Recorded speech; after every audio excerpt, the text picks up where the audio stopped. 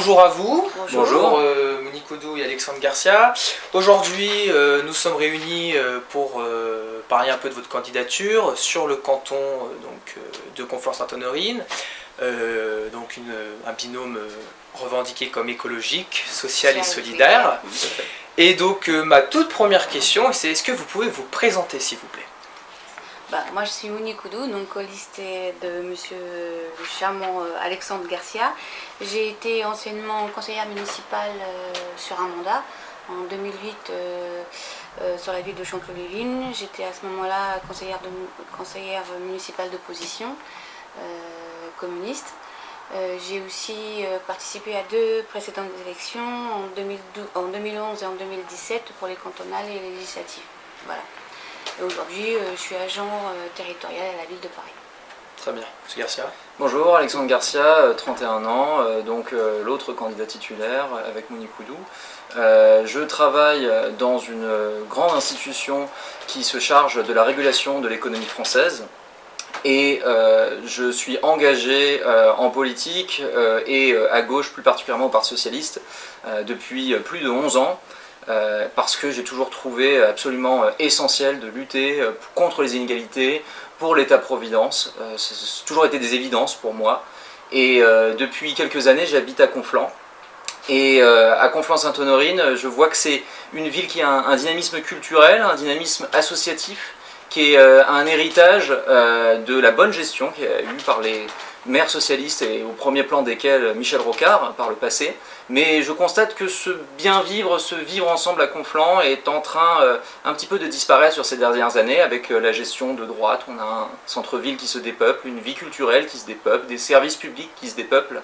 Et donc moi à Conflans, je m'engage à gauche et je m'engage sur cette élection pour pouvoir ramener du bien vivre ensemble dans notre canton, bien entendu aussi au-delà de Conflans. C'était ce qui a guidé mon action notamment au municipal de 2020 où j'étais sur la liste d'Union de la gauche et j'avais géré la partie budgétaire et économique du programme. Très bien. Alors, Koudou, vous l'avez dit, vous êtes communiste, Oui. faites partie du Parti communiste, Oui. Garcia, vous faites partie du Parti socialiste. Pourquoi une association entre vous? Pourquoi vous deux spécialement pour ce canton de Conflans? Pourquoi Parce que je pense, de par mon expérience et ma volonté aussi d'être militante et active au niveau associatif et politique. Et pour Alexandre, je pense qu'il a déjà répondu. Il a donné déjà quelques éléments, mais à lui de répondre aussi. Je pense qu'on a vraiment à cœur sur cette élection de mettre au premier plan à la fois la question sociale et la question écologique. Et notamment avoir une écologie sociale et pas simplement une écologie qui ne serait accessible qu'aux moyens des plus favorisés, une transition écologique qui inclut y compris les personnes les plus défavorisées dans notre canton. Et il est absolument nécessaire d'avoir une offre politique qui dise les choses clairement dans cette transition écologique et sociale sur le fait que nos services sociaux ont été vraiment mis à mal par la majorité départementale sortante, qu'il faut plus de place en EHPAD pour les personnes dépendantes, qu'il faut plus de solutions pour les personnes en situation de handicap, qu'il faut plus de services publics et notamment lutter contre la désertification médicale sur notre canton. Bien entendu. Parce qu'aujourd'hui les services publics sont quand même pour la plupart fermés, donc pour les personnes qui ont du mal à se déplacer, ça reste quand même très compliqué. Quand on revient sur les EHPAD, les Yvelines c'est quand même une ville très vieillissante. 110 000 personnes sont aujourd'hui au nombre de plus de 75 ans. Donc et on peut rappeler encore une fois que c'est une ville, enfin un canton pardon, très vieillissant. Donc la problématique des EHPAD, des soins à domicile se pose. Et donc nous proposons donc évidemment des EHPAD comme elles sont aujourd'hui ou des résidences à taille humaine. Parce que les besoins de nos aînés sont très particuliers, donc il faut revenir à des choses plus humaines, plus directes, et avec des EHPAD aussi qui pourraient convenir, aux revenus des résidents, parce qu'aujourd'hui c'est quand même assez cher. 2 400 € dans le secteur public et 3 200 dans le secteur privé. Donc il y a même des chambres qui vont jusqu'à 4 000 €. Oui. C'est quand même assez excessif quand même pour pour bien vivre quand on est dans cette situation de vieillissement, quoi. Alors je soulève un point que M. Garcia a dit, mise à mal par la majorité. Donc vous faites un constat un peu sur la majorité, on va dire, décevant, d'un point de vue écologique, d'un point de vue social, notamment pour justement ces personnes âgées. Une double question, on pourrait dire tout d'abord quelle est votre vision du conseil départemental, et ensuite en quoi vous allez le changer, ce conseil départemental, ou en tout cas sur le canton de Conflans-Sainte-Honorine. Alors sur le conseil départemental, le département a des compétences et d'autres invités l'ont déjà dit et vous le dites aussi bien de votre côté, qui sont absolument essentielles pour la vie quotidienne des personnes. Les personnes ne le savent pas, mais en fait le département a un impact sur leur vie quotidienne en matière de cadre de vie, d'écologie, d'insertion, de services sociaux, de collège. Et toutes ces questions-là, il faut s'en saisir. Et c'est pas parce que les élections départementales sont dans une situation de pandémie en même temps que les élections régionales que ça n'a pas l'air très intéressant, qu'il n'y a pas des gens qui vont se présenter et qui vont prendre les places et qui vont continuer à faire une politique qui clairement ne nous va pas parce qu'elle n'est pas du tout en phase avec les ressources et la richesse qu'a le département des Yvelines et qu'elle mette sur la sellette les plus fragiles. Excuse-moi. Vas-y, complète. Notamment à ce que disait Alexandre, notamment donc les collèges. Les collèges, comme vous le savez aujourd'hui, collège René Cassin où il manque un CPE. Certes, c'est une décision de l'éducation nationale, mais le département, un conseiller départemental a le devoir et l'obligation d'être très vigilant à ce que dans un collège en zone éducation prioritaire, mais ça reste vrai aussi pour tous les collèges, qu'il y ait le nombre suffisant de moyens humains. Nous proposons aussi de remettre aux élèves de 6e des tablettes, parce que nous trouvons que la révolution numérique pris en main à cet âge-là... Des ordinateurs plus spécifiquement. Voilà, excuse-moi. C'est une opportunité pour ces élèves. Voilà. Et aussi, il y a aussi un volet, le volet sécurité là. Ça peut paraître particulier et spécial que deux candidats de gauche parlent de sécurité, parce que ça c'est quelque chose qui a été un peu monopolisé par d'autres candidats. Mais nous considérons que voilà, les citoyens doivent aussi pouvoir vivre de façon sainement et tranquillement. Et pour ça, il faut prévenir. Pour prévenir, il faut plus d'éducateurs de rue, plus d'éducateurs dans les ensembles, dans les structures. C'est important, voilà, c'est la prévention. Vous faites le même constat que certains candidats, que le département a failli à cette compétence de la sécurité ? Je pense qu'il l'a prise à la légère. Oui. Il a prise à la légère. Excuse-moi Alexandre, oui. Il a fallu par exemple la mort de M. Samuel Paty pour rajouter un éducateur supplémentaire, payé d'ailleurs, rémunéré par le département. Je pense sincèrement que ce soit dans les collèges, dans la rue, dans certaines structures, c'est la prévention. Alors ça peut paraître manichéen comme ça, hein, c'est tout beau, c'est tout propre, mais c'est que ce travail de prévention-là qui permettra à la longue d'avoir un cadre de vie, je dirais pas agréable, mais normal, au moins. Enfin, je voudrais juste terminer sur le rôle du département. On le sait très bien, on a sur notre canton, notamment de Conflans, des projets routiers qui sont particulièrement menaçants pour le bien vivre, pour la santé des habitants et pour la protection de l'ensemble du vivant, de la faune et de la flore. Nous avons au sein de notre alliance le mouvement Révolution écologique pour le vivant, et quand nous partons de cette idée de révolution écologique et que nous souhaitons porter avec notre ticket, c'est qu'on doit partir de l'écologie comme base. Qu'est-ce qui fait que l'ensemble des personnes du vivant vit dans de bonnes conditions, et ensuite à partir de là on pense une activité économique, on pense à des solutions, éventuellement une industrie, etc. Mais il faut partir d'une nouvelle base qui respecte les conditions de vie des personnes. Et je pense que c'est typiquement le rôle du département, voilà, de protéger les gens plutôt que de les menacer avec des projets qui en plus sont coûteux et qui ne sont pas justifiés d'un point de vue sanitaire, d'un point de vue environnemental, même pas d'un point de vue de la circulation en elle-même. Et donc, typiquement, vous avez déjà vu d'autres candidats vous parler du problème de la déviation de la RD 154 au bois de Verneuil.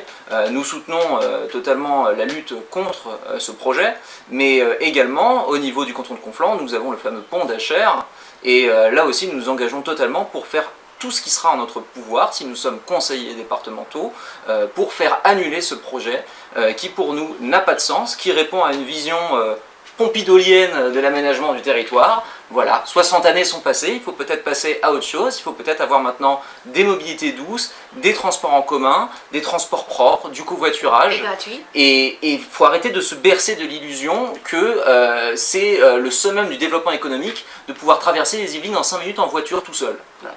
Donc il faut aussi se mettre à jour de l'enjeu écologique parce que nous souffrons du changement climatique. Sur notre canton, nous avons connu des crues, des canicules, donc il est temps de prendre ces choses-là à bras-le-corps. C'est une économie à la disposition de l'écologie et non pas l'inverse. Tout à fait. Voilà. Alors, il est important pour vous, ce que je vois, vu avec votre discours, vu avec comment vous vous revendiquez, l'écologie est donc centrale pour votre binôme. Et Alors, pas seulement. Pas seulement, mais on va y reparler après du social et du solidaire si vous voulez bien, mais d'abord sur l'écologie. Donc l'écologie est très centrale pour vous et très important, on l'a compris. Alors moi j'ai une question, comment ça se fait que sur le même canton de Conflans, nous avons Madame Minaric et Monsieur Pratt, Europe Écologie Les Verts, qui eux aussi représentent un peu l'écologie au cœur du canton de Conflans. Comment cela se fait-il qu'il y a deux binômes, entre parenthèses, écologiques? Comment ça se fait qu'il n'y a pas eu d'alliance? Qu'est-ce qui a manqué pour avoir un partenariat entre vos deux binômes? Alors, il y a deux pattes dans notre programme. Il y a la patte écologique et il y a la patte sociale. Social et solidaire. Nous avons discuté jusqu'au bout avec les candidats verts pour pouvoir avoir une union diverse et rassemblée qui représenterait l'ensemble des idées de gauche et écologistes, parce que pour nous c'est une union diverse et rassemblée qui peut gagner ces élections. Et nous avons, et malheureusement c'est pas exceptionnel hein, dans le cadre de ces cantonales, nous avons été mis dans une situation où il y avait une démarche un petit peu d'autonomie dans la candidature des Verts, ce qui est pas grave, ce qui est dommageable pour ces élections-là, mais on sera appelé à se retrouver. Nous, ce que nous voulons vraiment porter dans cette élection, c'est les idées aussi sociales en même temps que l'écologie. L'écologie et le social doivent être au primat de tout. Et on voit au final que dans nos programmes, nous avons un volet social qui est beaucoup plus étoffé, important. Alors bien entendu, nous ne sommes pas en désaccord avec tout, avec nos partenaires verts. Mais voilà, sur ce canton, il est vraiment important pour les citoyens de traiter ces urgences sociales, ce problème. On est classé extrêmement bas au niveau des Yvelines sur toutes les solutions sociales pour les habitants. Il faut que les gens puissent s'y retrouver et voir vraiment des personnes qui s'assument de gauche, qui s'assument pour la redistribution, qui s'assument pour la lutte contre les inégalités et l'aide aux plus fragiles. Et c'est ce que nous portons dans cette élection. Parce que nous pensons que c'est ça la révolution écologique, c'est une révolution qui inclut tout le monde. Et c'est une révolution qui offre des solutions sociales aux personnes qui sont les plus désinsérées. Alors, pour revenir à ce que dit Alexandre, effectivement, pour des personnes qui s'assument de gauche, donc il fallait pour les citoyens une proposition claire là-dessus. C'est pour ça que... Monsieur Pratt, c'est Madame Minaric qu'on a interviewé il n'y a pas si longtemps que ça, parle également d'un volet social. Donc, ne voyez-vous pas, peut-être, est-ce que vous n'avez pas peur que pour les électeurs, il y ait peut-être une confusion entre donc les personnes qui se sentent de gauche et ne sachant pas vers qui voter? Non, généralement, par exemple, quand on va sur les marchés, quand on va tracter, s'il y a doute, les citoyens viennent vers nous et on s'explique et on parle. Mais je crois qu'ils... Nous sommes la seule liste clairement affichée de gauche. Oui, nous sommes la seule liste clairement affichée de gauche sur ce canton et ça se retrouve. Enfin, c'est ce que vous revendiquez en tout cas. Oui. Clairement affiché, c'est ce que nous affichons et c'est ce qui est dans notre programme. Parce que nous avons des propositions pour la redistribution et pour les services sociaux qui sont plus importantes que dans d'autres offres politiques. Donc remettre des effectifs de prévention spécialisée pour l'aide aux personnes handicapées, mettre en place pour les personnes les plus fragiles une garantie départementale des loyers en échange de la modération de leur niveau. Nous trouvons que c'est une très bonne idée et qu'il faut la mettre en avant. Elle est déjà utilisée dans d'autres départements, comme par exemple en Seine-Maritime. Nous voulons avoir des démarches pour rejoindre la stratégie nationale de lutte contre la pauvreté. C'est quelque chose dont on ne parle pas, qui a l'air un peu techno comme ça, mais tous les départements de France se sont inscrits dans cette démarche, sauf les Yvelines et les Hauts-de-Seine. Donc, Je trouve ça inacceptable vu les moyens des Yvelines.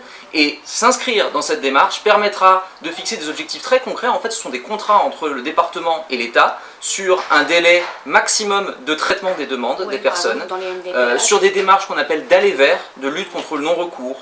C'est-à-dire d'aller, on consulte des fichiers qu'on a à disposition et on regarde les personnes qui devraient bénéficier d'aide mais qui ne les demandent pas. Et on fait la démarche active en tant que service social du département d'aller chez ces personnes, de leur téléphoner, voire d'aller chez elles pour leur dire vous pourriez avoir ces aides-là qui pourraient vous aider et je vous aide, je vous accompagne.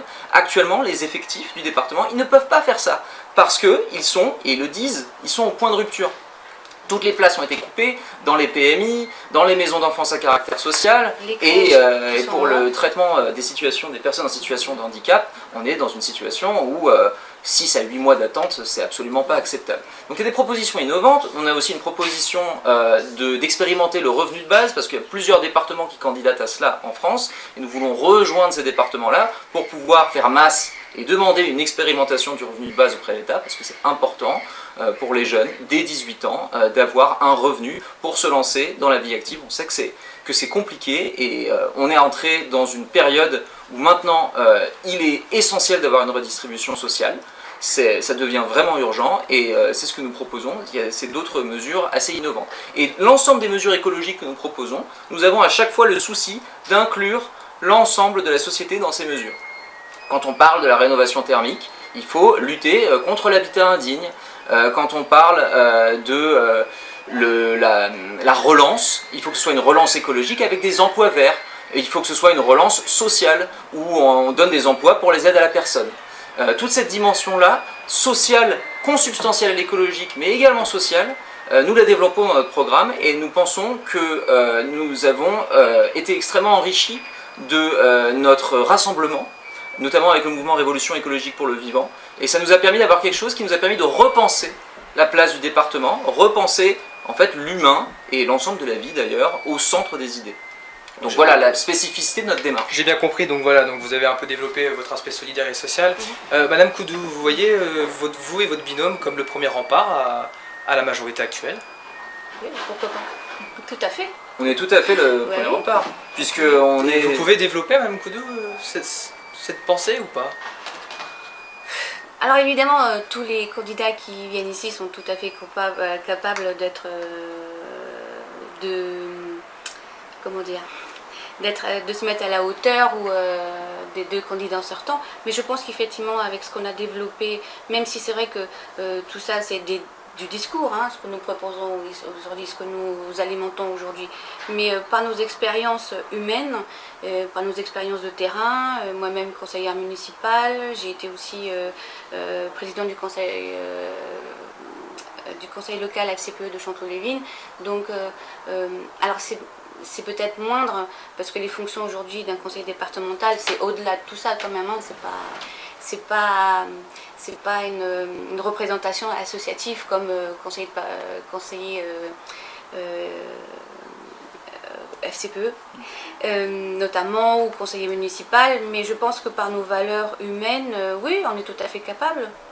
C'est-à-dire on est le premier rempart parce que nous sommes ceux qui sont le plus sur tous les aspects contre le système Bédier et ce qu'il crée aujourd'hui.